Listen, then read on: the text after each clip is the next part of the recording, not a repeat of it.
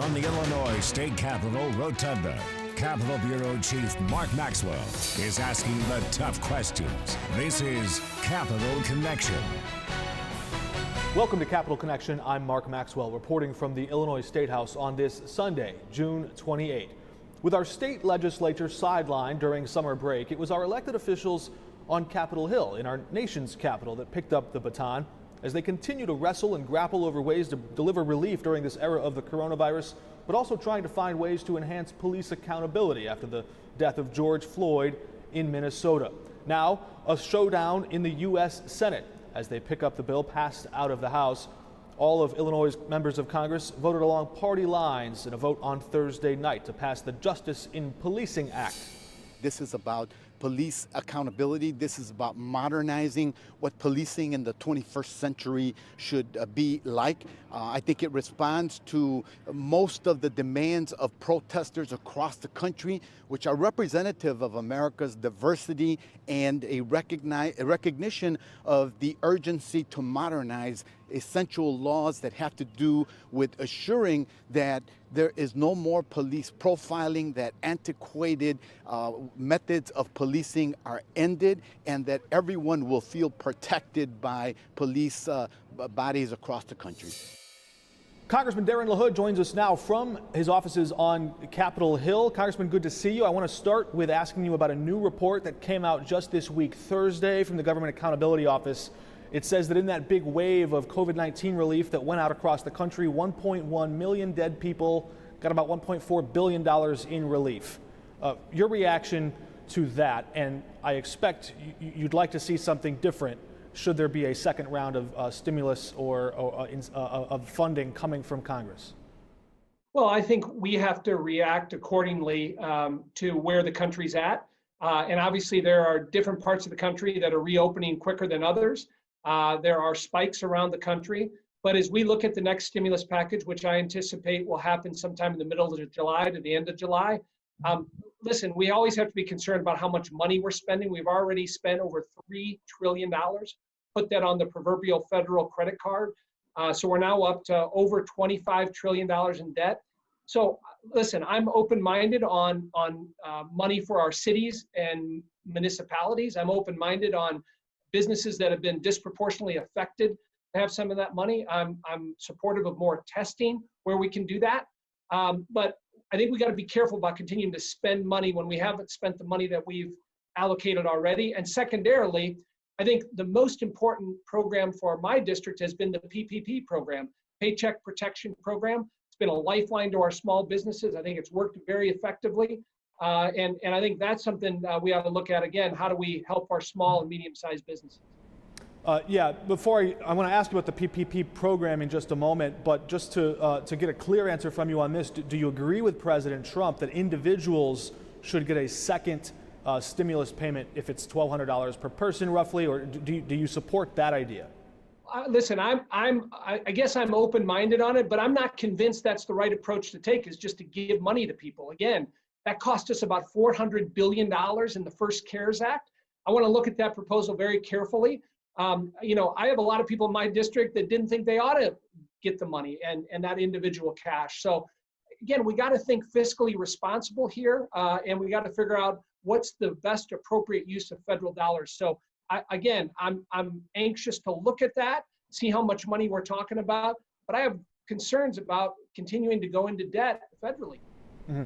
There was a rush, it seemed, to get that relief out the door in a hurry that first time around. There were several different waves of CARES Act and COVID-19 relief that came from Congress. But you mentioned the Paycheck Protection Program, that small businesses could apply for loans to get cash flow to stay afloat. But it wasn't just businesses, it was also nonprofits. In many cases, these are social service providers. These are people who are organizing homeless shelters or helping to deal with youth when they come into troubled times with police or otherwise. Some of these social service providers work with the state, and the state told them, hey, if you took out these loans from the federal government, weeks later the state comes back and says, hey, we're not going to give you any state funding, the funding that's in the budget for you for the programs and the work that you do. If you took that federal loan, which you might still have to pay back, the state is going to withhold funding. I understand you've raised some concerns about this with Governor Pritzker's office, but was that the intention when Congress passed that Paycheck Protection Program was that funding would replace lost revenue from state contracts? Of course not. That was never the intention of the PPP program. It's a complete overreach by the state of Illinois. My understanding is Illinois is the only state that is doing this. We have some wonderful nonprofits and charitable organizations that, particularly during COVID, are helping the most vulnerable in my district and across the state of Illinois. And to think that the state of Illinois, because of their own fiscal mismanagement, is now going to hold that against them is really disingenuous. We wrote a letter to the governor. And by the way, this is not a partisan issue. This is bipartisan. There's many Democrats in the state of Illinois that have concerns about this also. They should not be held accountable for this by accepting PPP. Again, we've raised this with the governor. We hope he makes the right decision here. It's not the proper approach and nothing that we anticipated. Yeah, it's just we're getting two different messages here, because if you look at the actual language from the Department of Human Services, they describe double dipping. They say some of these nonprofits could be getting paid from the federal government and the state government for the same thing. I'm hearing you saying, we want to be careful not to spend too much, not to go into debt, we want to be careful and fiscally responsible with how we spend this money. Governor Pritzker's office, his administration is saying that they cannot spend federal dollars on state expenditures, and that the PPP, they can't do both. They can't use the $2 to spend it on something that costs $1. Does he have a point there? Is there some crossover? Well, I would tell you this, Illinois, as I said at the beginning, is the only state that I'm aware of that is making this argument. Again, these charitable organizations, these nonprofits, their margins are very, very thin now. They're not raising the dollars they normally would. They're disproportionately affected. And again, why is the state of Illinois trying to withhold the money that they rightly deserve? It's the wrong approach on many different levels. To think that they're getting too much money to help people in the state of Illinois, the most vulnerable, doesn't make any sense. I don't think anybody thinks that's a good idea. And they've had a lot of increased workload during this coronavirus too, in helping to restructure homeless shelters, for example, or to expand PPE, spread out. They've been spread out and spread thin, and they're trying to keep their doors open. Related to the coronavirus, earlier in this interview, you mentioned that you support expanded testing. We've heard twice from President Trump this week saying, slow the testing down. Quote, I told my people, slow the testing down. Later asked about it, he said he wasn't kidding. 2 days later, we saw in Texas federal funding was ended for testing there in hotspots around Houston. Now we see Texas Governor Abbott there slowing down their reopening amid a surge, a hotspot there. Shouldn't President Trump do everything in his power to expand testing immediately in Texas, in hotspots, in the country, across the United States? Well, listen, I've supported expanded testing. I supported $25 billion in the last stimulus package. In addition to that, Illinois has gotten over $260 million in testing. That's a lot of money. Testing in my district has been extended twice in Bloomington Normal and Peoria. If we want to move back to some sense of normality, we have to have testing that's expansive, that's efficient, that's effective, that's accountable. I'm going to continue to support that. I think it's going to help us reopen in a safe and a fashion that's going to help us help our businesses come back. So we got to continue to have that. Does it frustrate you then when President Trump says the opposite?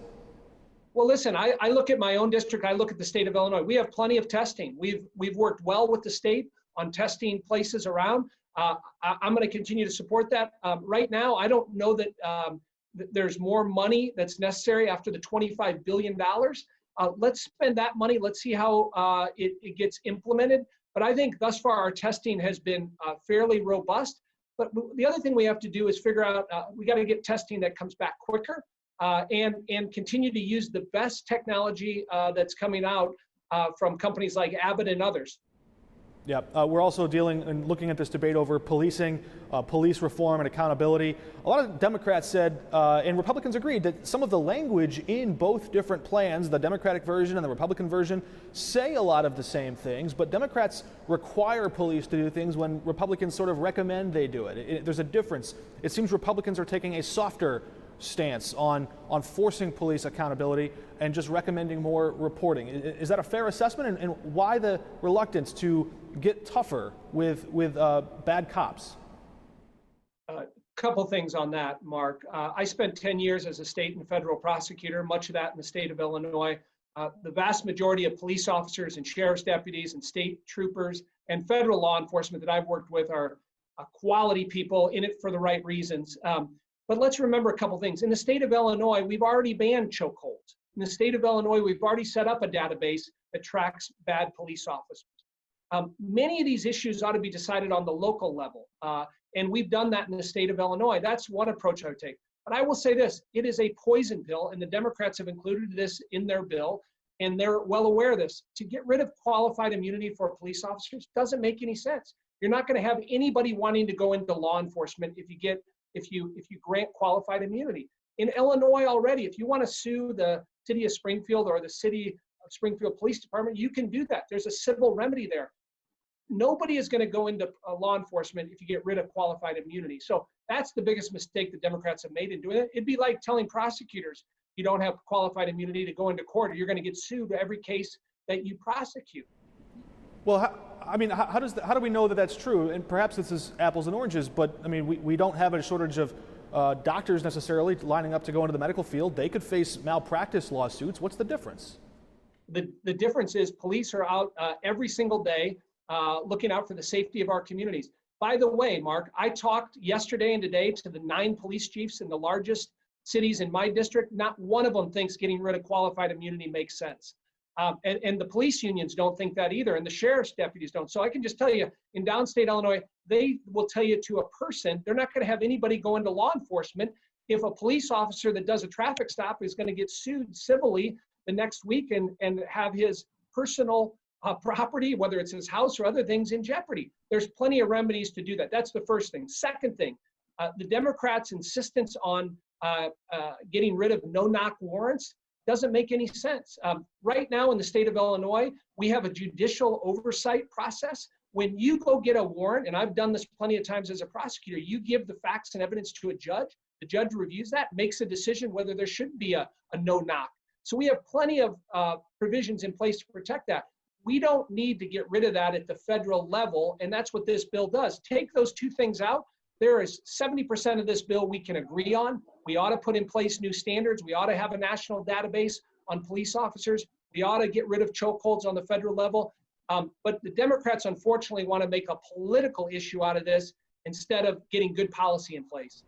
It's very interesting. I should note that 2 weeks ago on this program, Illinois Attorney General Kwame Raoul he raised some concerns in his view about both of those ideas, ending no-knock warrants. He could see some reasons why you might not want to knock if it was an unsafe situation, and that could get a little bit hairy on the ground there. He also mentioned qualified immunity. Maybe there's a way to reform that without totally doing away with it. Perhaps that's a compromise still in the works. Would you be open to that? Some measure of reforming qualified immunity where under certain circumstances there were ways that officers could feel a little more skin in the game, a little more part of the social equation with not trampling the civil or individual or constitutional rights of a person when they encounter them on the street?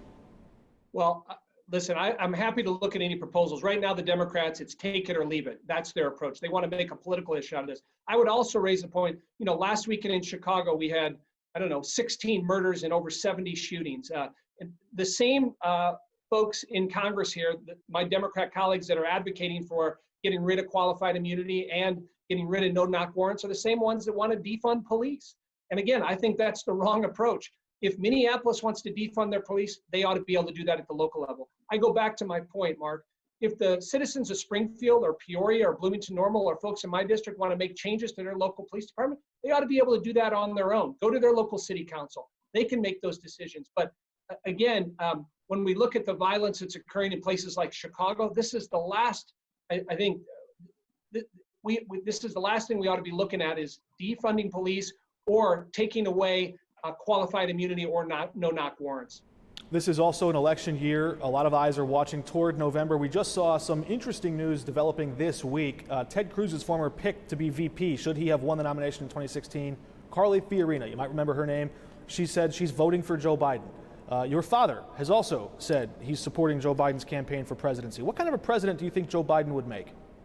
Well, listen, I'm supporting President Trump. I'm proud to be his co-chair for Illinois. I look at the results that President Trump has put in place across this country. We had the best economy in my lifetime pre-COVID. what he's done with the federal judiciary, what he's done with trade agreements, whether it's USMCA or the phase 1 deal with China or the trade agreement with Japan, rebuilding our military, standing up for the rule of law.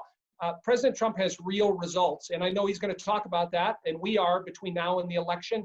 And that's what elections are all about, talking about ideas and a track record.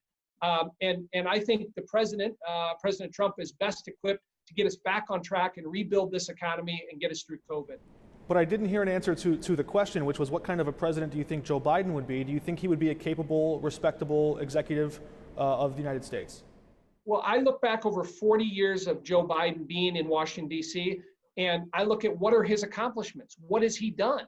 And I put that up against President Trump and what he's done in 3.5 years. And it's remarkable in terms of those things that I just mentioned on the economy, on rebuilding our military, what he's done with our federal judiciary, on trade agreements. Those are real results, standing up for the rule of law.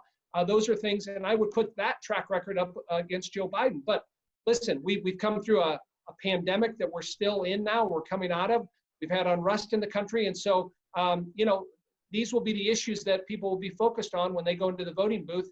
But I'm confident when they look at both sides, they'll see the track record and the results that President Trump has brought. All right, Congressman Darin LaHood joining us for a wide-ranging conversation. Still a lot of time between now and November. We will be watching closely to see what Congress can deliver on between now and then, and how the politics, the winds of the public opinion might shift in response to that. Congressman LaHood, thanks for joining us. Thanks, Mark. We're back in a moment with Democratic Congresswoman and Chair of the Democratic Congressional Campaign Committee, Cheri Bustos. Stick around.